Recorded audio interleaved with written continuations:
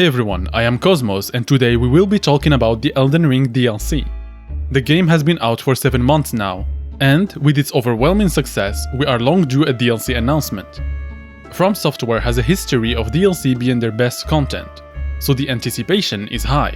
This video started as a follow-up to my Miquella and Ensha lore theory, but has now turned into an exercise where we try to list all the places where the DLC could potentially take us, using what we know of the game's lore to tie us over until we get a trailer. Any day now. Anyways, there ended up being a lot more to cover than I initially expected, so this video will be part 1 of many, so be sure to subscribe. 96% of you are not subscribed, and I have a lot more interesting content to share with you. Also, we are doing a lore through of the game live on Twitch. We already made quite a few interesting discoveries that you won't find anywhere else, so be sure to come around and leave a follow. Alright, with all that being said, let's get started.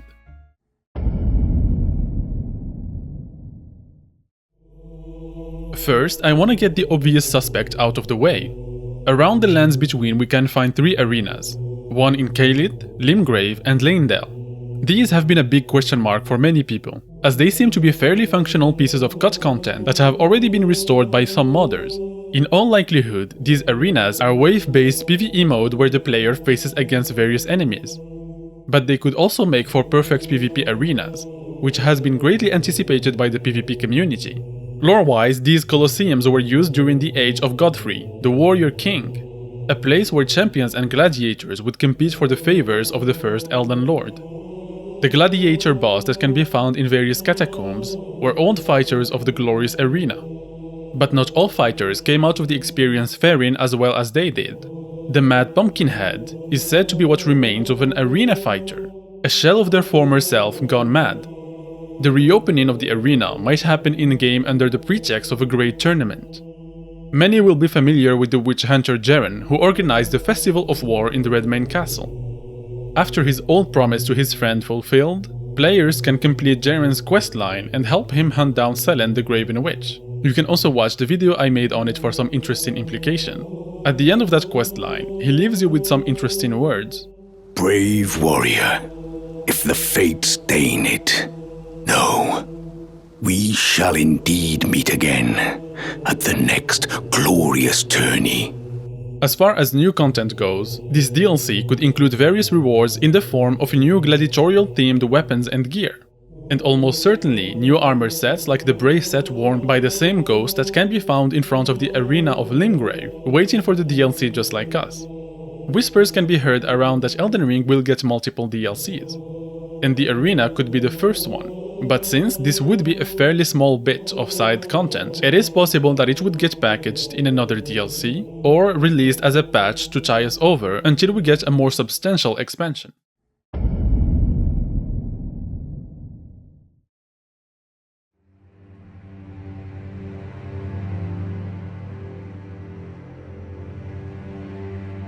The world building of Elden Ring is so expansive that FromSoft could really take us anywhere for the DLC, but my personal pick would have to be the Helphen. The Helphen is said to be the world where the spirits go after death, an afterlife or underworld if you will. Extremely little is known about it beyond what the Helphen steeple tells us. The description paints a landscape where black steeples pierce a pale hazy fog, and talks about a red grace that only dead warriors can see. The perfect setup for the Tarnished, who is canonically a warrior who already died. The red grace would act as a guidance in a realm where the grace of gold has no influence. The base game of Elden Ring is almost a perfect setup for us to continue our adventure in the spirit world. And the key to that lies with Miquella. In the last video we asked the question as to why Miquella embedded himself in the ERDTREE and went to sleep. Many speculated that the Elden Ring DLC would be Miquella's dreamscape, but I would argue that his dream would ultimately lead us to the Helphen. Here, let me explain. I think that Miquella went to sleep as a last resort after the summoning of the eclipse failed, and the reason for that is that he is looking for the spirit world himself. In many cultures and mythologies, sleep and death are close in nature. According to Greek mythology, for example, Thanatos, the Greek god of death, is the twin half-brother of Hypnos, the god of sleep. Fitting for Miquella, and so his sleep might be more akin to his spirit leaving his body, and we have good reason to think that. As it happens to be, we have a full quest line where the players could cooperate with an NPC named Rico. to gather dream mist and craft something called Dream Brew. Rico is looking for Saint Trina, a mysterious androgynous figure who appears in people's dreams very briefly, only to disappear, never to be seen again. Eventually, the questline would lead us to the ERDTREE, and finally Miquella's cocoon in Mogwin's palace, where it would be revealed that Saint Trina is actually Miquella's adult form and his identity as he traveled the worlds of dreams. During Rico's questline, he calls Miquella's cocoon his cadaver, more indication that his sleep is akin to death, and Miquella himself has ties to death and spirits. I highly encourage you to go check out ERDTREE's video on Miquella and the Cleanrot Knights, where he goes into great detail explaining the significance of Miquella's moth imagery and explore their ties to spirits, afterlife and dreams, in various mythologies, better than I ever could. Something else that gives us a lead is the actions of Miquella's soldiers. I am sure many of you have seen how they will explode in a suicide attack, further driving their zealousness and the creepiness of Miquella's tendency to draw extreme adoration. But more interestingly, their spirit ashes say, spirits of common soldiers who carry the sacred light. When weakened, they explode to deliver a last-ditch attack. This was the bitter revelation discovered by the desperate soldiers who awaited the return of their lord to the rotted ERDTREE. May the flash of our death guide Miquella's return. If Miquella was only having a normal dream, why would the flash born of their death be visible to him? And this wouldn't be the first time for From Software to associate dreams with the afterlife. Elden Ring has a lot of cosmic horror influence, with things such as the existence of the outer gods. And in the works of H.P. Lovecraft, dreams are more akin to different worlds or planes of reality that we peer into when we sleep. Bloodborne was From Software's love letter to cosmic horror. And in that game, we go through a few dream worlds, such as the Nightmare of Mensis and the Nightmare Frontier. But Bloodborne's DLC itself, The Old Hunters, is us traveling to the Hunter's Nightmare, a dream world that also serves as the afterlife of the Old Hunters, cursed to partake in an endless hunt even after their death. And so, this brings us here. Why was Miquella trying to reach the Helphen? We know that Miquella was trying to bring back the souls of the soulless demigods by summoning the eclipse. However, that endeavor failed, and now it is time to explore the ramifications of that. In a cut dialogue of the same ghost that tells us that the summoning of the eclipse failed, the wording is different enough that it gives us a very important hint. Castle Sol was trying to summon the eclipse by moving the sun, but the sun was said to be held in thrall. This means that there was another power or force stopping them from moving the sun and causing the eclipse. And that force could be none other than Star Scourge himself, General Radahn. By halting the movements of the stars, Radahn did not only stop the fate of the Carians and Ranni, he also undermined Miquella's effort to resurrect the demigods. This is a massive revelation as it finally gives us a solid reason as to why Malenia went after Radahn specifically during the Shattering, a question that was long left without a good answer in the community. Radahn had to die at any cost for the sake of Miquella and the ERDTREE, and it is for that reason that Malenia had to go to such extreme lengths to try and defeat him. But you might be wondering, why would the eclipse allow the return of the soulless demigods?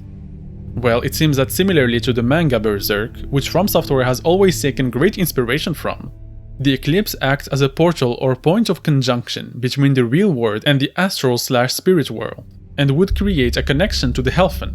And by traveling there, we might find the Helphen itself as a realm in ruin, as the natural order of the world has been corrupted by the ERDTREE. It is said that in the age before the ERDTREE, the dead were burned by ghost flame to release their spirits. But under Marika's rule, the cycle of life and death was usurped. By removing the rune of death from the order, Marika closed the path to the afterlife, and now created a situation where the spirits could now simply exist independently in the lands between, never to pass on. I feel like I'm really coming to grips with spirit tuning of late. I can see how and why immortal essence exists, a spirit under the Golden Order. I can understand their yearnings, what they become drawn to. But if that's the case, how is it possible that the souls of the soulless demigods ended up in the Helphen, if the sealing of the Rune of Death closed the way to it? Well, the soulless demigods are unique in that they died only in soul and were killed by the Black Knife assassins who had their knives infused with the power of the Rune of Death through a special ritual. Being slain by that power allowed their souls to pass on to the Helphen, rather than being returned to the ERDTREE.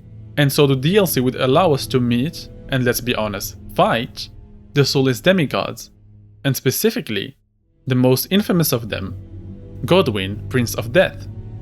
Godwyn is one of the major characters in the lore of Elden Ring, but then when you meet him, all you get is an ugly fish. Facing Godwyn in the Spirit Wars would make for one of the most phenomenal and memorable boss fights FromSoft has ever made. He could be the Artorias or Ludwig of Elden Ring, and we could witness firsthand the power of the god that defeated the ancient dragons. All in all, I think that the Helphen DLC would be accessed either through Miquella's dreams, similar to Godwyn, or by triggering the eclipse after defeating Radahn. This DLC would obviously include a plethora of new bosses, enemies, and gear, but could also consist of its own open field with a massive legacy dungeon at its end. I generally think that From Software DLCs are never predictable. But surely, we are allowed to dream.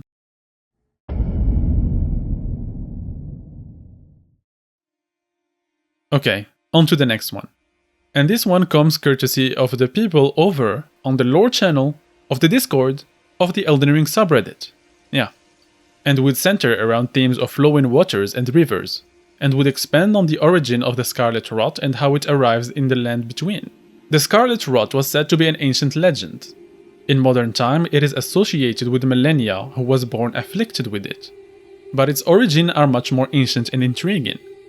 From the Lake of Rot map and Miquella's Needle, we know that the source of the rot is not of this world, as it comes from an outer god. And the Blue Dancer charm tells us that long ago a blind swordsman defeated the outer god of Rot, or at least a part of him that manifested in the lands between. And he did that with the help of a fairy, who is said to have bestowed on him a flowing sword. Interestingly, many in the community figured out that both the great rivers that course through the lands between, Shifra and Ainsel, are named after fairies of Scottish and Irish folklore. It is unclear if the swordsman was actually aided by a fairy who could be the river's spirit, or if the swordsman actually developed his swordsmanship by observing nature and the flowing rivers. But either ways, meeting such a legendary figure would be interesting, and from the curved sword's talisman we know that the blind swordsman's legacy lived on, and he is probably the originator, or at the very least a member, of a nomadic tribe that the warrior starting class descends from. This tribe is based on real-life Tuareg warriors of North Africa, desertic nomadic people with distinct blue garbs and Amazigh ornament that can be found on the warrior armor set. The armor says that the blue color symbolizes brisk water, and highlights the thematic opposition to the red Scarlet Rot. In many cultures, still waters are synonymous with stagnation and filth, while flowing waters are symbols of purity and change.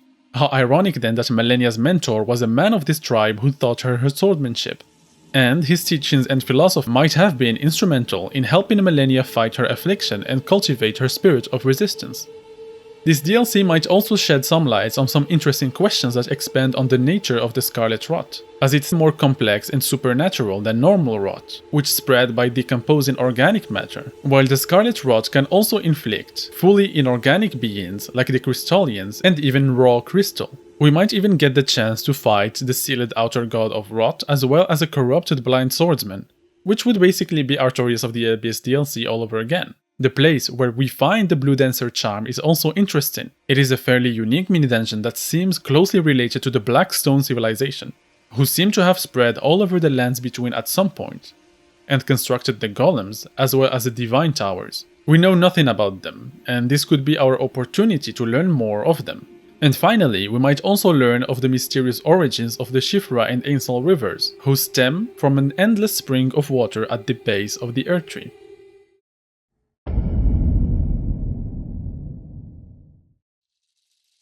Alright, next we have the Moon DLC, and I will try to be brief as this video is getting longer than expected. I don't need to tell you that the moon plays a major role in Elden Ring, and is one of its most mysterious entities.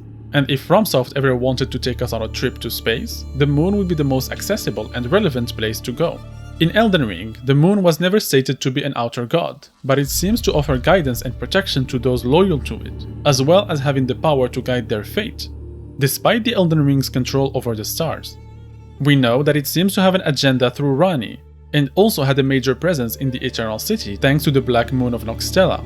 I say the moon, but if you wanted to count them you could distinguish 4 of them: Renalla's full moon, Ranni's dark moon, the Black Moon of Nokstella, and finally, the massive crescent moon that ominously never budges from the east sky. It is unclear if there is any real distinction between them all, or if they are different forms or manifestations of a quote-unquote true moon.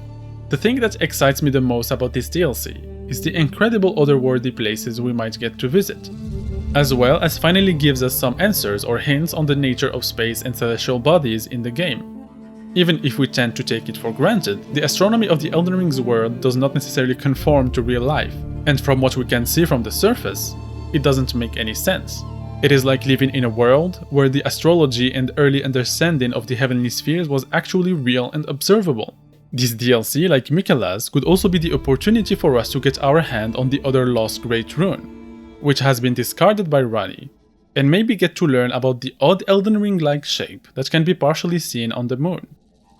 And there you have it. Please leave a like and subscribe, and let me know in the comment where you want to see the Elden Ring DLC take us.